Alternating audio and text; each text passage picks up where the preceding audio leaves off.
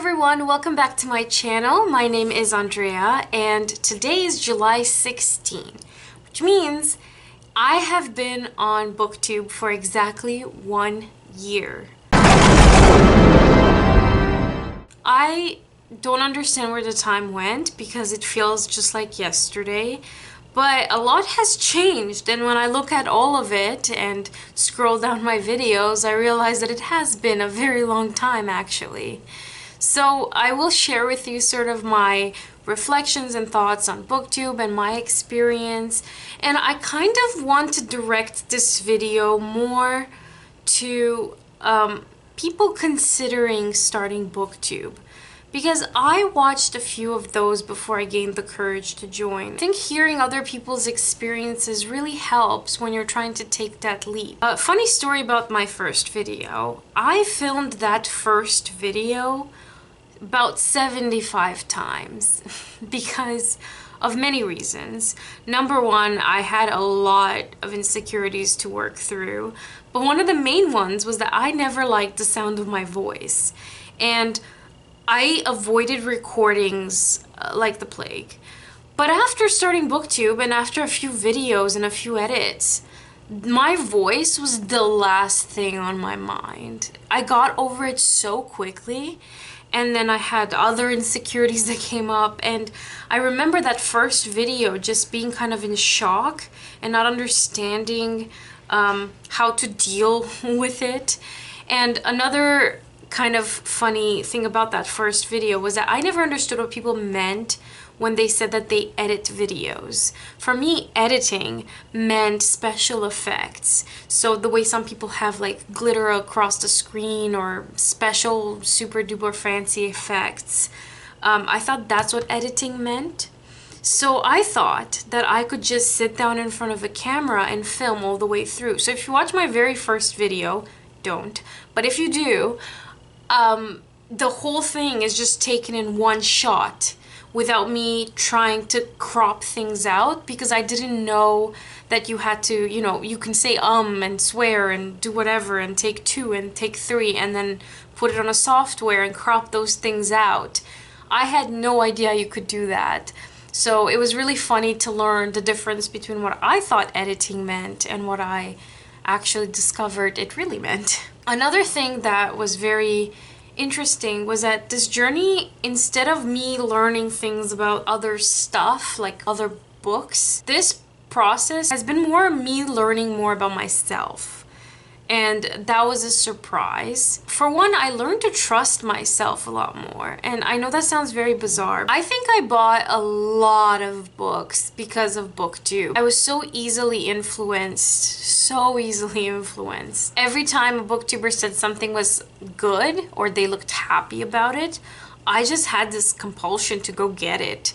And a lot of them have remained unread to this day, but I just wanted to have them and I wanted to read them eventually. Now that I'm kind of forced to talk about them, I don't really buy them, but I started to trust myself. I trusted my instincts. When I pick up a book, I sort of evaluate things a little bit better, and I've started to know my tastes a little bit better as well. But I always kind of knew what I liked in general, but I don't know why I got so easily persuaded by others to also read what they're reading. I've been using Booktube as a sort of librarian tool because I thought, you know, one day people are going to ask me for recommendations of any kind.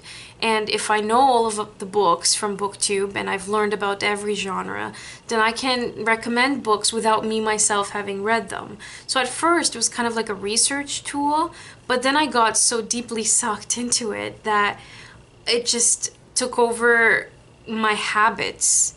And at the same time, I had all of these booktubers in my head when I went shopping. And I said, oh, you know, like, Rachel would like this, so I'm gonna get it because I think that's what she would like, or she mentioned it in a video. And it's funny, it's really funny to learn how to trust yourself.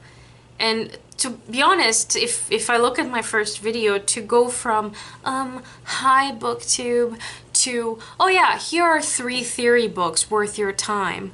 In 1 year, I consider that a success on my end. I am still figuring out what I like about Booktube. I know that I'm not coming off of it. I don't want to, ever. Honestly, unless the platform crashes, I just don't see myself quitting. However, I don't have a schedule and I don't plan to make one.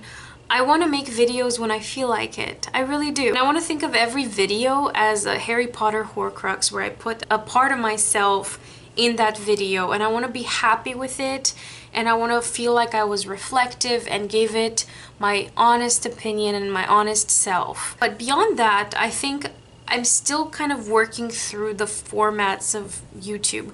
I don't know if I like monthly wrap-ups, but I do like wrap-ups. So maybe I should do weekly ones, but then it'll be too little, and then I feel like a monthly one is too long. I still want to make it cozier than it currently is. I realize a lot of times I come across as very didactic. There's like a teacher inside of me that just wants to share information with people. As soon as I find something out, I'm like, oh, the people must know. And at the same time, because of that urge and instinct, I also kind of freeze up because I want to present this thing to people and I'm like, wait. Now I have to do research and make sure I say the right thing and make sure that I don't say anything off because it's the internet, and once it's up, and then people go, actually at minute 2:33 you said something wrong and it's not actually that, so you always have to double fact check and everything else. And one of the things that kind of annoyed me about the video format was that once you film it, it's almost like a PDF. Like there's no more editing and you can't fix it. You can't add things. You can't add tone or full sentences or recant or reattach a different sentence, because in the written format on the blogs, it was so easy to kind of go back and fix things. Every time I watch some videos after I've finished editing them and I'm like, no, I said this sentence wrong. That's not how you use that word in a sentence, Andrea. I can't fix it. Like it's stuck. And if I take it out, the sentence won't make sense. So it's like, I'm not gonna sit in front of the camera again to do the whole thing all over. It's very, very difficult once you've said the things you've said to go back and change those. And I wish it was editable more, but unfortunately it's not how videos work. So I think I'd also like to share why I joined Booktube, because there's a long story there. First, I was watching YouTube videos for about 3 years and I did not feel comfortable or confident to talk about books because I felt like I wasn't qualified. I had an English degree. I was halfway through my master's in librarianship, and yet I felt like I didn't have a title of any sort to talk about books. I felt like I had to be a librarian with full diploma or like something to say things about books on the internet with some sort of authority. And one of my friends said to me, like near the end of my second year of my master's, you know, you don't have to do any of that. Reading books makes you an expert on talking about that book. You can have opinions and you can write reviews, and that's fine. And I was like, you know what? Yeah, you're right. And I started a blog, which was Infinite Text. I'll link it down below. And through the blog, I kind of interacted with Booktube and I wrote articles. And I noticed that I spent so much time writing, but I myself was not visiting other blogs. I wasn't really reading blogs for the most part. Very rarely I would actually take the time to read someone else's blog, just because I was just drawn to Booktube, and it was everything about Booktube was cozy. You get a sense of the community, you get a sense of the people. And I also started becoming really good friends with Rachel from Colonnati and Joe from Final Blow Joe and James. All channels I'll link down below. And it's funny because I felt like so odd that I knew them so well from their videos and they knew nothing about me. And I felt like I just need to get a video up there just so that they can see me and just so that they can know who I am as well.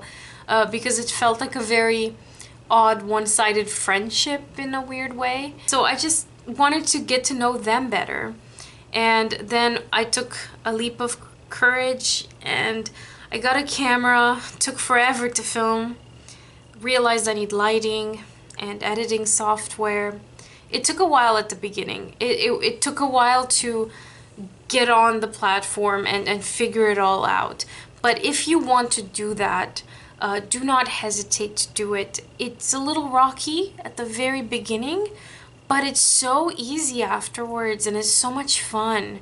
And it's fun to connect with people and to feel like you've put a part of yourself out there. I know this sounds very weird to say, but I feel like making these videos makes me feel like I exist. You know, I'm like, oh, there's me. There I am. And I said something. And for this brief period of time, I existed and I had these thoughts. And that's kind of cool. So yeah, my goal right now is that I do want my channel to feel a bit cozier rather than didactic. And I feel like a part of me really has a trouble with the word viewer or book reviewer, because I feel like reviewers are usually very closely tied to the publishing industry, and that's a whole other thing. And I just want this to be personal and about me and my reading experience and my reading journey. And it gets kind of fuzzied up when I start talking about individual books and say, you know, this is a book review. Because it makes it sound almost, you know, newspaper professional kind of review versus, you know, I had some thoughts and feelings about this book and this is how I feel about it. So ultimately I like experiments and I like learning about myself. I also learned that I don't care about literary prizes anymore. I used to be kind of a literary prize snob back in the day. I used to be like, oh, I'll only read Nobel Prize writers and women's Bailey's Prize writers, and but no, I don't feel like I care about prizes all that much anymore, or at all. I think at the end of the day, all that matters is that someone told a good story and they told it well and beautifully, and they had mastery of the English language, and I just love being immersed in this world, and it did something for me. And I don't care about where it stands or what high academics think about it. I just don't care anymore. And I used to, and I'm really ashamed that I did, because it interfered with my criticism of certain books, and I wish it didn't. I really do. And lastly, I would like to say that this channel has grown quite rapidly. I did not expect to get so many followers so fast. And a lot of it is due to the people or booktubers who have given me shoutouts over the last few months. My first shoutout was actually from Adam from Memento Mori, which is so weird. I'll link his video down below because it was about book covers. But that was the first time I saw my channel growing really fast, and it shocked me that it was Adam. That was a surprise. And obviously I have to thank Katie from Books and Things, and Claudia from Spinster's Library, and Olive from A Book Olive, and Rachel from Colonnati, and of course Joe for reading with me. But they have kind of given me shout outs consistently, and I don't think that my channel would have grown without them, to be honest. And it was such a pleasure to kind of buddy read with them and engage with them and talk to them about like literature and bookish things. So that was really fun. Now that said, this channel is almost at 1,000. We're almost at the 1K.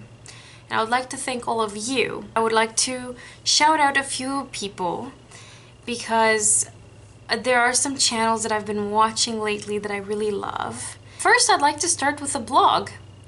Tortoise Dreams, who sometimes posts in everyone's comment section on Booktube, really thoughtful comments by the way, has an incredible blog, and I'll link it down below because sometimes I actually read all of Tortoise Stream's reviews on Goodreads and on their blog. So I think it's worth checking out. They're very short and thoughtful, and I wish my written reviews were like that back in the day, because I would just go on and on and on, and I think some people even said, can you like not write so much because it's annoying? So I will link that blog down below. Another channel that I really love is Brian's channel from Bookish. Actually, Brian has given me a few shout outs and he tagged me in so many tags, but his channel is so wonderful and he covers every single topic. It's incredible. I will leave his channel down below as well. Another channel that I love very much is That's So Poe, and it's full of sci-fi and fantasy, and it's so cool and I absolutely love it. So I will link that one below. Another channel is Made with Books featuring Madeline, who is so well spoken and has some of the most incredible book reviews of books that I've never heard of, and it's just wonderful. Another one is Elizabeth from the Bookish North. I was absolutely enchanted by her reviews on Norse books and the saga along mostly. It was just phenomenal, but just following her reading journey has been incredible. I absolutely love her channel. The last one, which was the most recently discovered one for me, was Dancing Lawn featuring Pauline, and she made an interesting video on storytelling in video games, and that really got my attention. I will try to link a few more down below because recently I have come across a lot more channels, and I don't know how one is supposed to hear about all of these because there's so many, which is why I'm trying to kind of shout them out more. But there are so many wonderful ones, and it's a shame that sometimes you're kind of at the mercy of the algorithm. Lastly, I will now open things up to a Q&A. I haven't hosted one ever, and since we are approaching the 1,000 subscriber count very soon, I thought, why don't I collect questions now, and when I reach 1,000 subs, I will sort of release the video with all of the answers. And you can ask me anything you'd like about being a librarian or myself or my reading, anything you'd like. So ask away. If you've had any questions all this time that were never answered, please let me know. And do let me know if you'd like to see specific videos that I might be able to help you with in terms of, you know, my university experience or studying tips or anything of the sort. It's just, according to my statistics, a lot of my viewers are a lot older than me. So I don't know if you would have questions like that, but if you do, let me know if there are specific videos you'd like to see, because maybe it's also one of my interests and I wouldn't know that other people would want to see that. So please let me know and ask away any questions. So thank you very much for watching, and thank you for sticking with me in the last year, and for subscribing and for interacting with my content. I really appreciate it, and I will see you in my next video. Bye!